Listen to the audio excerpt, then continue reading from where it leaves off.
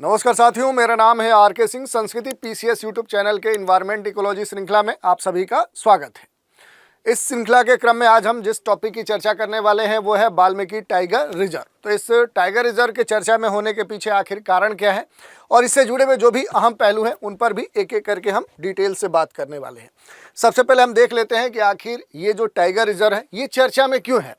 तो देखिए, पश्चिम चंपारण जिले के इस अभयारण्य की जो चर्चा है वो खास तौर पे इसलिए हो रही है कि यहाँ पर जो बाघों की संख्या है वो कई गुने दर से क्या हुई है, वो बढ़ी है। खास तौर पे देखें 2010 में यहाँ पर बाघों की संख्या सिर्फ 8 थी, लेकिन अभी देखें तो हाल का जो 2022 का जनगणना हुआ है उसमें यहाँ पर बाघों की संख्या अब बढ़ के लगभग 54 हो गई है। यानी कि आप देख सकते हैं कि ये जो बाघों की संख्या है ये कई गुने के दर से यहाँ पर बढ़ी हुई है। और वन अधिकारियों का तो यहाँ तक अनुमान है कि ये जो संख्या है जल्द ही बढ़कर 70 यानी 70 तक पहुँच सकती है। आधिकारिक रिकॉर्ड ये बताते हैं कि इस पूरे क्षेत्र में बाघों की संख्या में लगातार जो वृद्धि हुई है ये 2010 से लगातार देखें 2014 तक फिर बढ़ी, फिर 2018 में बढ़ी, 2022 में बढ़ी और अब ये 54 से अधिक होने जा रही है। और ये जो बाघों की वृद्धि है ये बिहार के एकमात्र राष्ट्रीय उद्यान के लिए सबसे महत्वपूर्ण एक तरह से वन्य जीव संरक्षण का एक प्रतिफल कहा जा सकता है। तो इस कारण से देखें तो ये चर्चा में है। थोड़ा सा वाल्मीकि टाइगर रिजर्व के बारे में बेसिक जानकारी की अगर हम चर्चा करें तो ये किस राज्य में अवस्थित है, तो ये बिहार में अवस्थित है। बिहार का जो चंपारण डिस्ट्रिक्ट है उसी जिले में ये अवस्थित एक महत्वपूर्ण टाइगर रिजर्व है। और हिमालय की जो तलहटी है वहाँ पर ये खास तौर पर आपको देखने को मिलता है। और भारत नेपाल की जो भी सीमा है उसी अंतर्राष्ट्रीय सीमा के समीप इसकी अवस्थिति है। और ये बिहार का क्या है, एकमात्र कह सकते हैं कि बाघ अभयारण्य टाइगर रिजर्व है। इसके जो भी इससे जुड़े हुए महत्वपूर्ण क्रोनोलॉजी है 1950-55 में देखें तो राज्य सरकार का अधिग्रहण इस क्षेत्र का हुआ। फिर उसके बाद देखेंगे तो 78 में वाल्मीकि वन्यजीव जो अभयारण्य है वो इस तरह से सीमांकित हुआ। फिर 90 में वाल्मीकि राष्ट्रीय उद्यान का निर्माण हुआ और फिर 94 में प्रोजेक्ट टाइगर के तहत भारत का देखें तो ये 18वां जो बाघ अभयारण्य है वो चिन्हित हो गया। क्षेत्रफल की बात करें तो जो इसका पूरा क्षेत्रफल है ये 899.38 वर्ग किलोमीटर है। जो इसका कोर एरिया है, सबसे अंदर का जो एरिया है वो 598 वर्ग किलोमीटर है। और जो बफर एरिया है वो कितना है, 301 वर्ग किलोमीटर में फैला हुआ है। थोड़ा सा और कुछ बातों की चर्चा करें कि इसकी जो लोकेशन है, इसकी पूरे क्षेत्र का जो भूगोल है, भूभाग है वो कैसा है।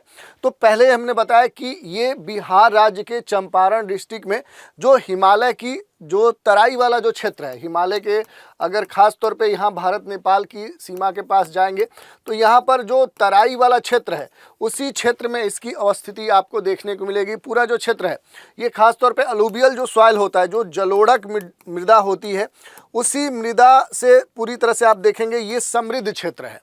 भाबर तराई क्षेत्रों का मिश्रण यहाँ पर देखने को मिलेगा। तो देखिए यहाँ पर तराई क्षेत्र है लेकिन यहाँ पर जो भाबर क्षेत्र है और इसके अलावा जो तराई क्षेत्र है इन दोनों का यहाँ पर क्या आपको देखने को मिल जाता है, तो मिश्रण देखने को मिलता है।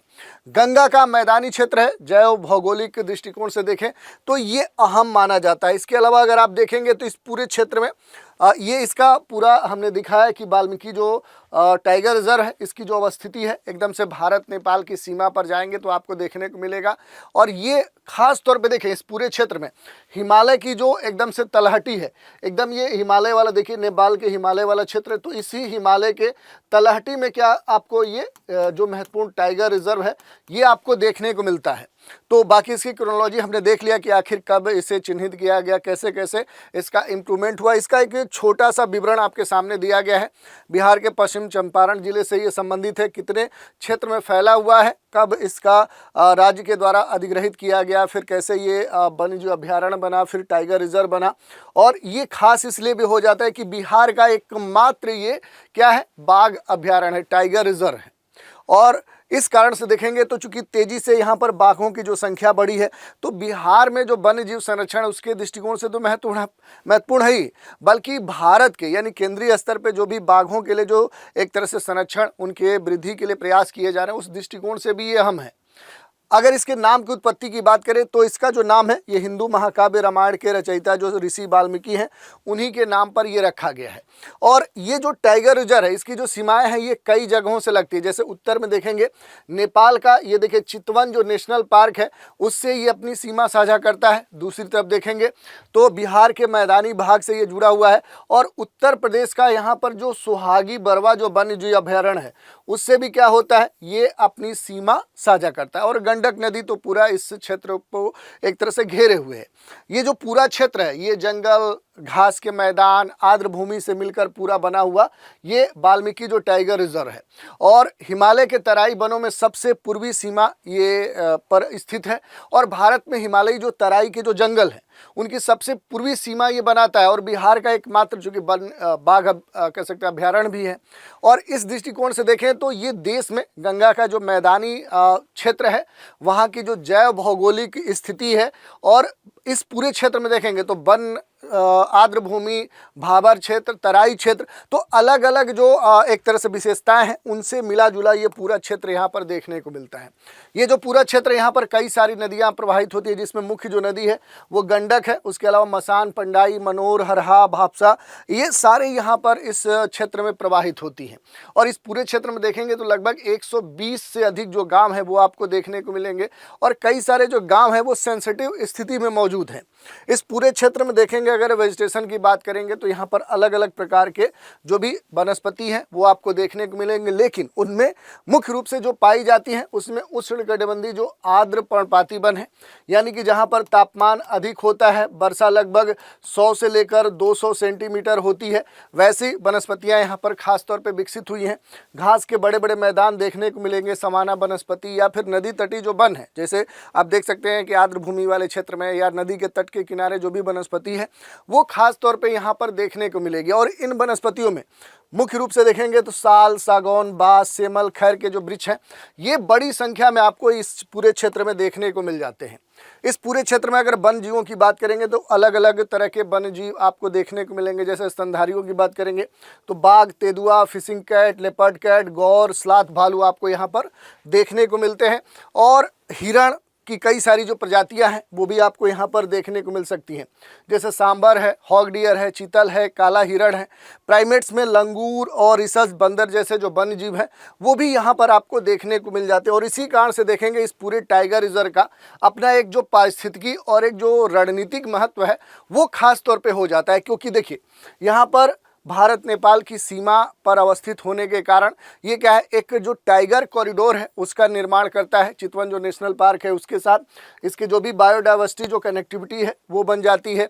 यूपी से ये जुड़ता है तो बाघ संरक्षण के दृष्टिकोण से देखेंगे तो ये पूरी जो एक लैंडस्केप जो इस अप्रोच है उसका ये यहाँ पर उदाहरण प्रस्तुत करता है। और मानव वन्य जीव जो सह अस्तित्व है उसके संवेदनशील क्षेत्र के रूप में देखेंगे तो भारत नेपाल की सीमा पर ये मौजूद है।